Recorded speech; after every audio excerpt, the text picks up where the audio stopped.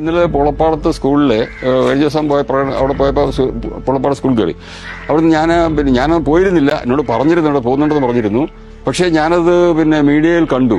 അവിടെ നിന്നവരെയൊക്കെ പേരെടുത്ത് വിളിച്ചിട്ടാണ് സ്വരാജ് ചോദിച്ച് സംസാരിക്കുന്നത്. അപ്പൊ അത് ആളെ അറിയാഞ്ഞിട്ടോ, ഇവിടെ ആരെയും സ്വരാജിനെ അറിയാത്തവരും സ്വരാജ് അറിയാത്തവരും വളരെ കുറച്ചേ ഉള്ളൂ.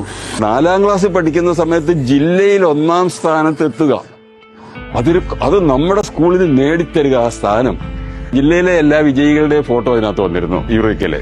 അതിൽ അന്ന് 86, 87 തോന്നുന്നു സ്വരാജിന്റെ ഫോട്ടോ ജില്ലാതല വിജയിയായിട്ട് വന്നു. ഞാനത് ഇപ്പോഴും ആ യുറീക്ക സൂക്ഷിച്ചു വെച്ചിട്ടുണ്ട് ഇവിടെ. ഇപ്പൊ രാഷ്ട്രീയത്തിൽ നിന്ന് ഇത്രയും വരുമെന്ന് വിചാരിച്ചല്ലല്ലോ നമ്മൾ സൂക്ഷിച്ചു വെച്ചത്. ഇത് നമ്മുടെ സ്കൂളിൽ നേടിത്തന്ന ജില്ലാതലത്തിൽ എത്രയോ സ്കൂളും വിദ്യാർത്ഥികളും ഉണ്ട് മലപ്പുറം ജില്ലയില്. അവിടെ നിന്ന് 1ാം സ്ഥാനം നേടുന്ന പറഞ്ഞാൽ ദിവാകരൻ മാഷ് ജോലി ചെയ്യുന്ന പുളപ്പാട് സ്കൂളിനാണ് 1ാം സ്ഥാനം. എനിക്ക് അഭിമാനമല്ലേ? നമ്മൾ പറയുന്ന കാര്യങ്ങൾ വ്യക്തമായി നമ്മൾ മനസ്സിലാക്കിക്കൊണ്ട് കാര്യം പറയാനുള്ള ആളോട് മുഖത്ത് നോക്കി പറയണം. അതാണ് നമ്മൾ ചെയ്യേണ്ടത്. അത് സ്വരാജിനെ സംബന്ധിച്ചിടത്തോളം അത് എനിക്ക് ഇഷ്ടപ്പെട്ടിട്ടുണ്ട്. സ്വരാജിന്റെ ഒരു സ്വഭാവം അങ്ങനെ തന്നെയാണെന്ന് ഞാൻ മനസ്സിലാക്കുന്നു. പിന്നെ നമ്മുടെ ഭരണ നേതൃത്വത്തിലൊക്കെ ഇങ്ങനെയുള്ളവർ വരണം. സ്വരാജ് ജയിക്കണം.